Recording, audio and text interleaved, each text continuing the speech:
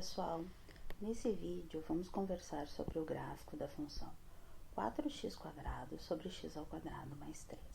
Então vamos começar pensando no domínio dessa função. O domínio dessa função é o conjunto dos reais. Por quê?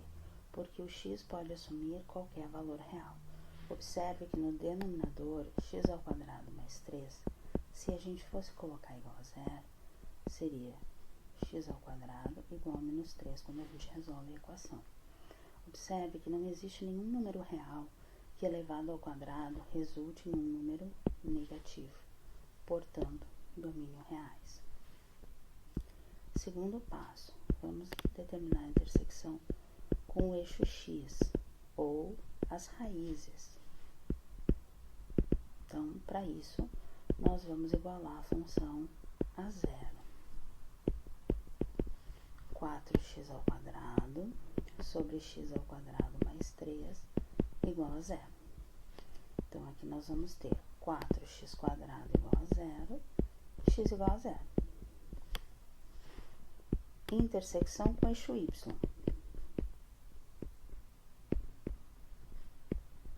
É o f de zero. Olha, nós já sabemos que o zero é a raiz, mas você pode substituir f de zero, 4 vezes 0 ao quadrado, 0 ao quadrado mais 3, zero. Muito bem. Terceiro passo. Agora nós vamos fazer a primeira derivada da função. Então, a primeira etapa já foi, segunda, estamos na terceira. Derivada dessa função, essa função é um quociente, então nós vamos, com muito cuidado, usar a regra do quociente. Então, denominador vai ser o denominador da função ao quadrado, vamos copiar no numerador o denominador, que é x² mais 3, e vamos derivar 4x².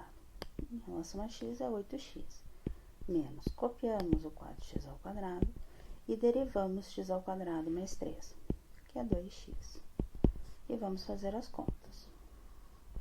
Nossas contas resultam em 8x² mais 24x menos 8x². Denominador x² mais 3 ao quadrado. 8x² positivo com 8x² negativo cancela. Sobrou então 24x, x² mais 3 ao quadrado. Então, fizemos a primeira derivada. Agora, vamos atrás dos pontos críticos. Vamos igualar a primeira derivada a zero. 24x sobre x² mais 3 ao quadrado igual a zero. 24x igual a zero, temos x igual a zero. Então, nossa raiz, nossa intersecção com o eixo y, nosso candidato, então, a ponto crítico é o 0, 0. Né? Bom, para verificar se ele é ponto de máximo ou mínimo, nós vamos determinar os intervalos de crescimento da função. Para isso, nós vamos analisar o sinal da primeira derivada. x² mais 3 é positivo. Né? A gente pega qualquer x eleva ao quadrado. É um número positivo, soma 3, continua positivo. x² mais 3 ao quadrado é positivo. Então, para analisar o sinal da primeira derivada, a gente só precisa analisar o sinal de 24x. Então, aqui o zero, 24x é uma reta crescente. Então, antes do zero, a gente vê que a reta aqui está abaixo do eixo, sinal negativo. Depois do zero, a reta está para cá, sinal positivo aqui acima do eixo. Então, nós observamos que a nossa função cresce após o zero e antes do zero ela decresce. Então, a gente vê aqui o comportamento, ó, do que seria um ponto de mínimo. Tá? E aí, nós podemos escrever o intervalo de crescimento e decrescimento dessa função.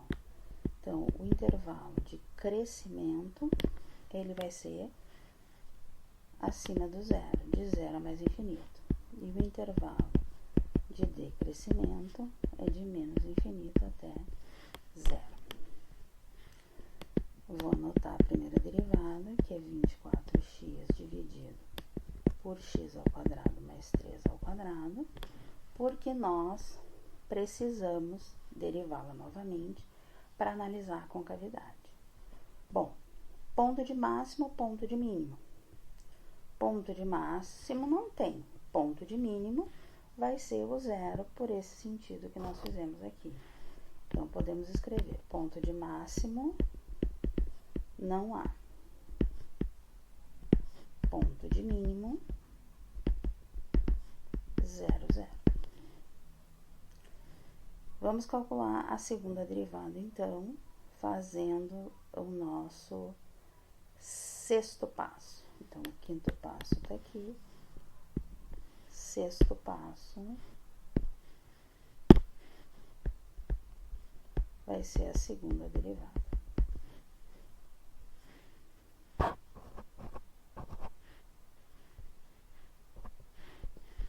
A nossa segunda derivada, vamos fazer a continha aqui. Então, denominador ao quadrado, x ao quadrado mais 3 na quarta potência. Copiamos o x ao quadrado mais 3 ao quadrado e derivamos 24x, 24, menos. Copiamos o 24x e derivamos o denominador da primeira derivada, que está aqui. 2 vezes x ao quadrado mais 3 vezes 2x. Então, agora, nós precisamos diminuir, simplificar essa segunda derivada, que depois a gente vai igualá-la a zero. Então, observem que o x ao quadrado mais 3, ele é um fator comum dos dois termos no numerador, aqui e aqui. O 24 também.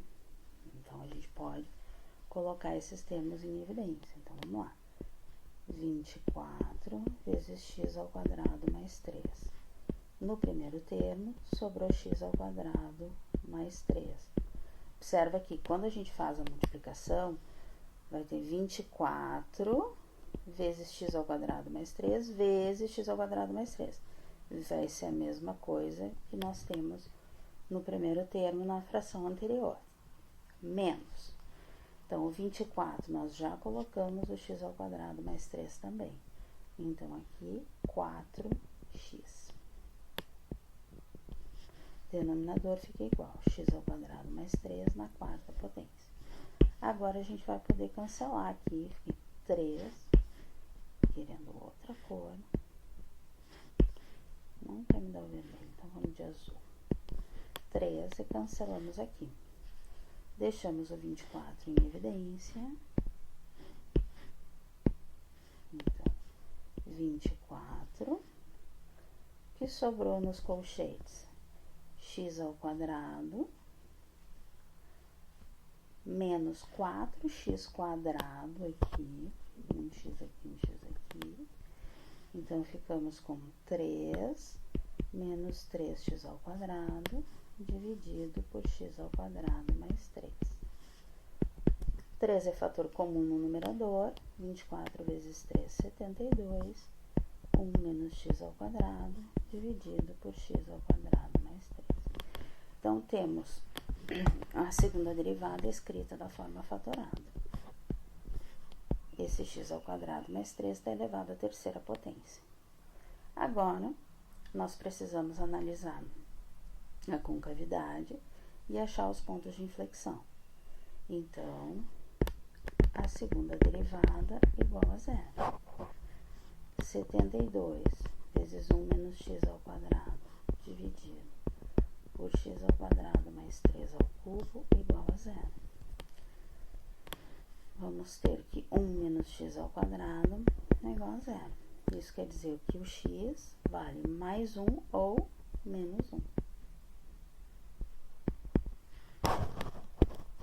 E aí nós podemos seguir para analisar o sinal dessa segunda derivada e verificar a concavidade da nossa função. Então, eu vou reescrever aqui a segunda derivada, 72 vezes 1 menos x ao quadrado, dividido por x ao quadrado mais 3 ao cubo. Nós já sabemos que x ao quadrado mais 3 é positivo, elevado ao cubo vai continuar positivo.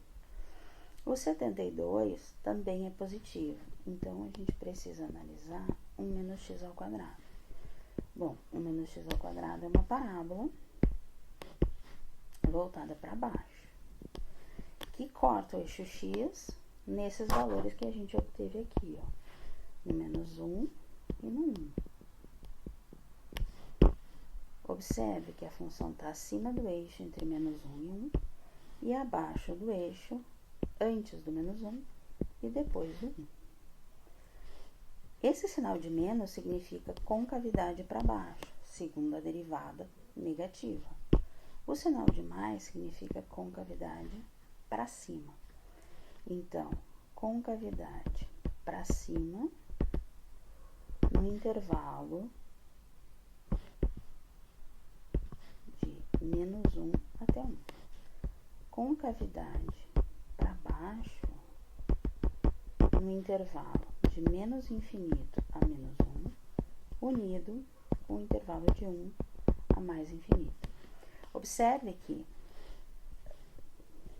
no menos 1, nós temos que a segunda derivada é zero.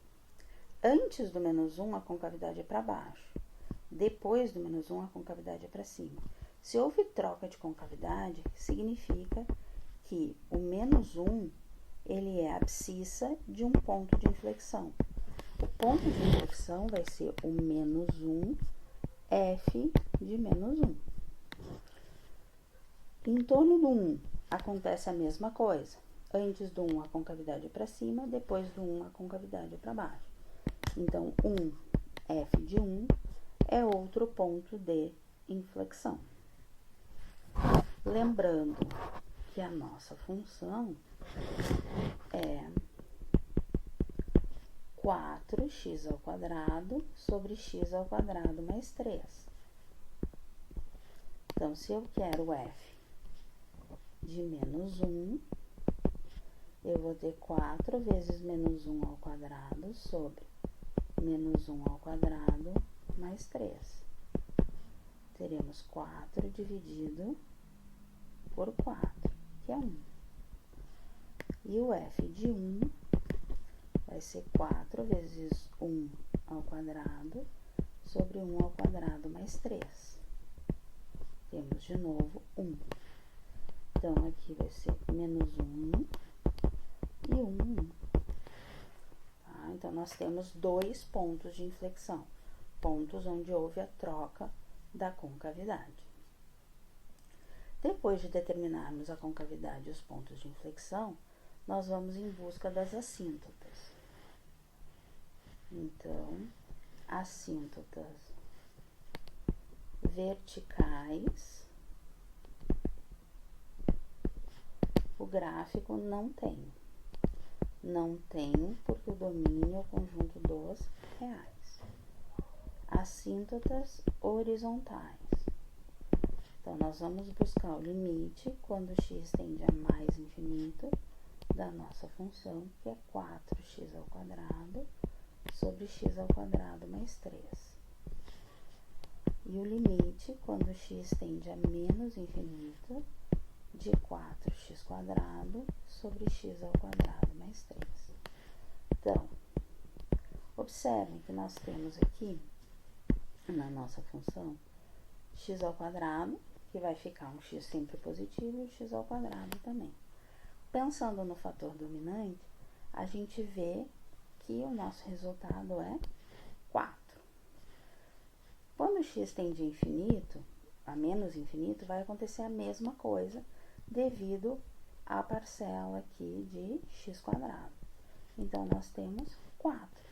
Isso significa que y igual a 0 é a assíntota horizontal do gráfico da nossa função.